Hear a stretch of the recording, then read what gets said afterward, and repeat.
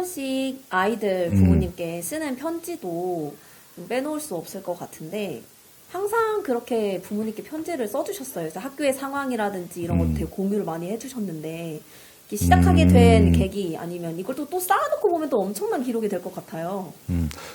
제가 한 달에 한 번 뭐 학교장이 보내는 편지를 썼고 또 뭐 코로나19 때는 또 뭐 어떤 상황이 있을 때마다 썼어요. 이렇게 쓰고 저는 이거 어떻게 생각했냐면 우리가 소통을 강조하는데 소통의 완결은 없어요.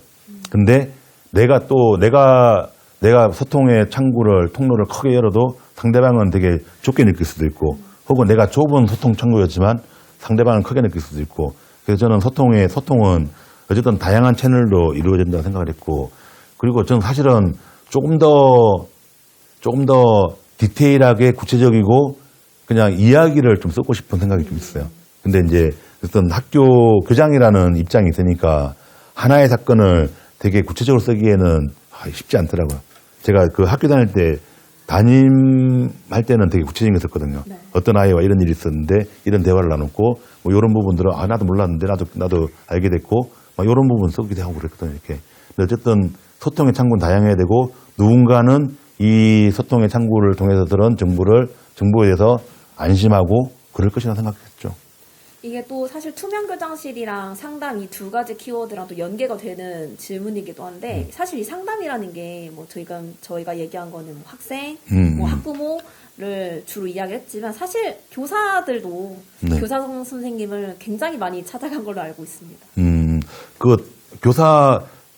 제가 이제 갈등 중에 우리가 사람이 살고 있으니까 갈등이 생길 텐데 아이들과의 갈등 혹은 뭐 부모님과의 갈등 이건 괜찮았어요.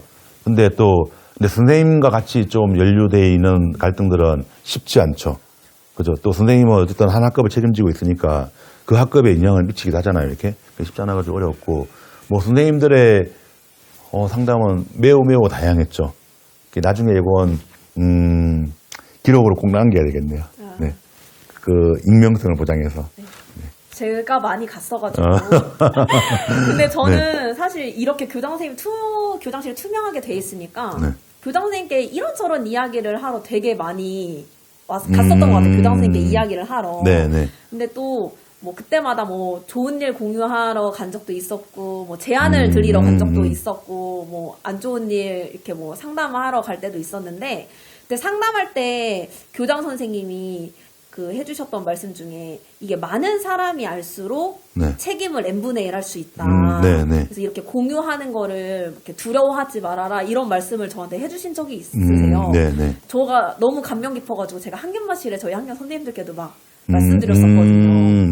그런 게 되게 상담의 힘, 공유의 힘인 것 같아요. 교사 입장에서도.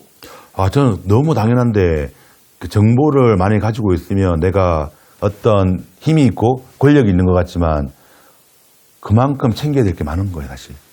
그래서 저는 가능한 공유를 했으면 좋겠다는 생각은 예전부터 했었고, 또 보통 이제 저는 선생님들이 혹은 저 담임을 하면 학교에서 어떤 문제가 생기거나 누군가가 문제 제기를 하거나 그러면 본인의 잘못으로 가져오는 경우가 되게 많아요.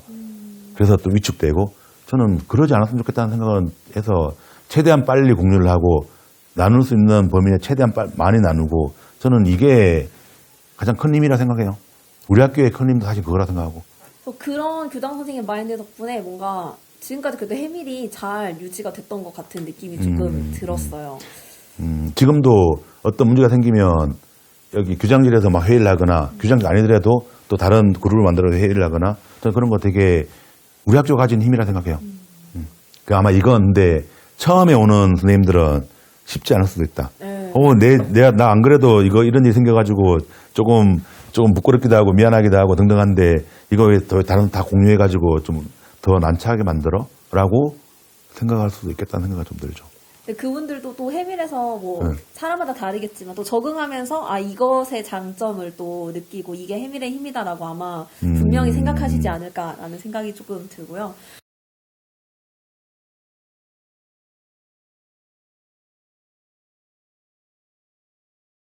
해주시고 교통지도를 이렇게 해주시는데 너무 대단해요, 교장 선생님.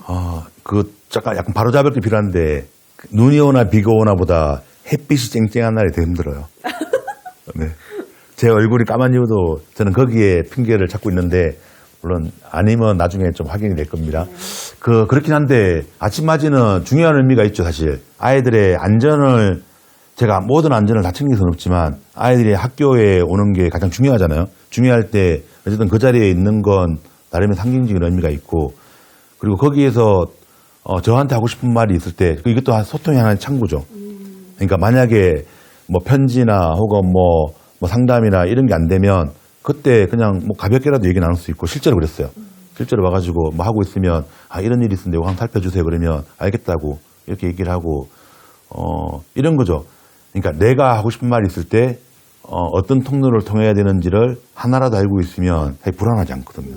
좀 그런 의미였고, 그리고 중요한 건 저는 학교에 대한 정보를 거기서 엄청 많이 얻어요. 그러니까 예를 들어서 뭐 5학년에서 어떤 체험학습을 간다든지 그러면 저는 아침에 뭐 공문이나 이런 것도 알지만 또 선생님 얘기해줘서 알지만 아이들이 그날 아침에 다 얘기해줘요. 오늘 저희 어디 가요? 네, 어디 가요? 이런 얘기 해주고, 또 뭐 시무락한 아이가 있으면 어떤 일이 있는지를 또 얘기 나누게 되고, 학교에 대한, 그러니까 학교 안에서의 다양한 이 창구가 좀 있는 거죠. 저는 이거 되게 중요하고, 나중에 오는 교장선생님도 챙겼으면 좋겠어요. 엄청난 부담이 될 것 같다는 생각이 좀 들고, 사실 아이들이 교장 선생님을 너무너무 좋아해요. 그래서 그 투명 교장실에서도 아이들이 정말 교장실이 거의 약간 놀이터 느낌이 날 정도로 항상 교장실에 있는 칠판은 1, 2학년 아이들의 한글 연습 막 되어 있고, 네. 3학년부터 6학년 아이들 뭐 그림 그려놓는 아이들도 있고, 오목 대회를 하기도 하고, 항상 교장실은 아이들과 함께하는 공간이기도 했던 것 같아요. 이건 한번 나중에 선생님도 한번 좀 생각해 볼 필요가 있는 것 같아요. 나의 시선이 어디로 향하고 있는가. 이건 내가, 물론 선생님이나 학부모나 학생이나 이게 좀 향해야 되고, 혹은 어떤 뭐 교육청을 향할 수도 있고, 또 누군가를 향할 수 있는데, 제가 생각했던 것 중에 하나는 이런 거였어요. 우리 학교가 있으면 학교에서 가장 나름 챙겨야 될 사람은 누구인가? 라고 생각했을 때 당연히 아이들이겠지만, 저는 또 한편으로 우리 탕직하는 선생님이나 이런 분들을 나름 좀 챙기려고 노력을 했어요. 왜냐하면 그게 그 공동체의 나름의 수준이라 생각했거든요. 그리고 학교는 당연히 아이들이 주인이라고 하지만 실제로 아이들이 주인인가라는 생각이 좀 들죠. 제가 이제 교장실에서 아이들이 이렇게 막 이렇게 있는데 제가 교장실을 나가야 될 때가 있잖아요. 네. 그럼 아이들한테 교장실을 잘 지켜주라고 그래요. 그러면 아이들이 알겠다 그러죠. 그러면 물론 다녀오면 의자가 이렇게 좀 왔다 갔다 돼 있어요. 그렇지만 본인이 여기를 지켜야 한다고 생각하면 함부로 말하지는 않나요. 전 되게 중요하다고 생각해요. 아이들에 대한 믿음이 엄청 강하신 것 같아요. 믿음도 있겠지만 아이들이 또 뭐 사고를 쳐봤자 얼마나 치겠어요. 네. 또 그 정도는 할 수 있는데 이제 어려운 부분들은 이런 가치관의 차이가 좀 있는 거죠. 한 번은 어쨌든 교장실에서 밖으로 향하는 창문이 있는데 아이가 그쪽으로 넘어갔어요. 넘어갔는데 이제 머릿속으로 넘어갈 수 있다. 혹은 넘어가면 안 된다. 당연히 넘어가면 안 되죠, 당연히. 안 되고. 근데 그러면 그 이후에 어떻게 할 것인가? 얘를 불러서 단도리를 시킬 것인가? 아니면 얘를 친절하게 설명해 줄 것인가? 이런 고민들은 좀 있어요. 왜냐하면 이 넘는 걸 어떤 선생님이 봤거든요. 근데 그럴 때 사실은 저는 이제 넘으면 안 된다는 얘기를 하지만 그 단호하지 못함에 대해서 어떤 선생님은 약간 좀 아쉬움을 나타내기도 하더라고요. 조금 더 단호하게 아이들한테 안 된다라고 이야기를 그렇죠, 해줬으면 하는. 그래도 아이들 중간 놀이 시간, 뭐 점심 시간 이렇게 아이들이랑 되게 많은 시간을 보내셨는데 기억나는 에피소드 같은 거 있으세요? 원래 오목 대회를 안 하려고 했는데 어떤 아이가 올해는 오목 대회 안 하냐고 계속 끈질기게 요청해가지고 올해도 오목 대회를 했어요.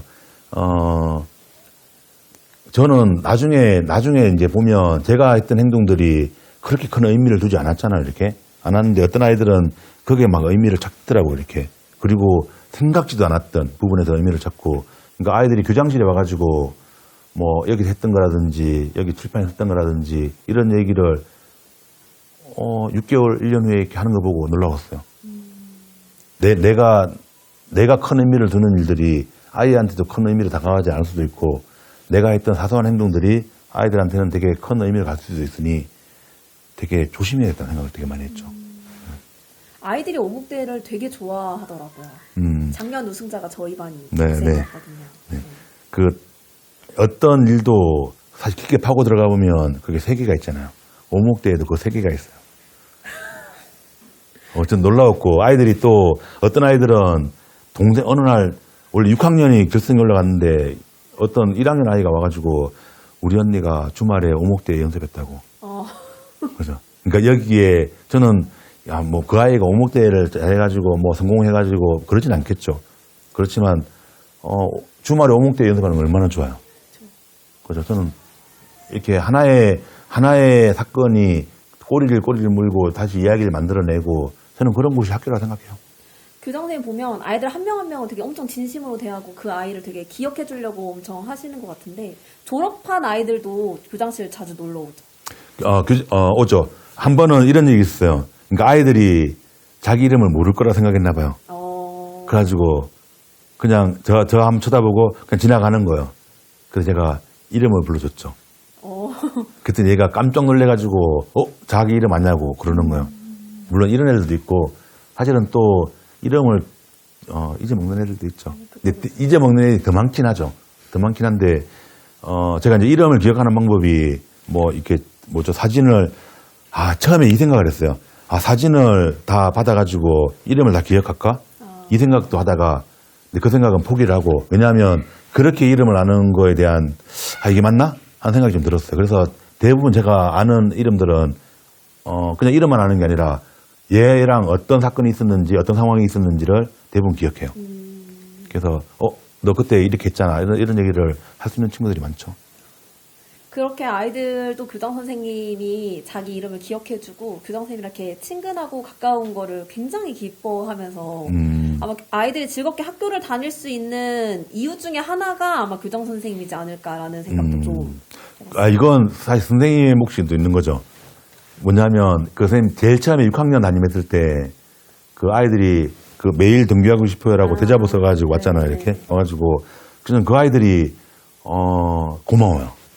왜냐하면 학교가 아이들이 뭐 우리 매일 등교하고 싶어요라고 말하는 학교를 만드는 게 우리 모든 교육 공동체의 목표 아닌가요, 이게? 전 그래서 이 아이들이 그 써준 그 메모도 대자보도 되게 좋았고 그게 4년 동안에 나의 시선이 어디로 향해야 되는가를 알려준 거라고 생각해요.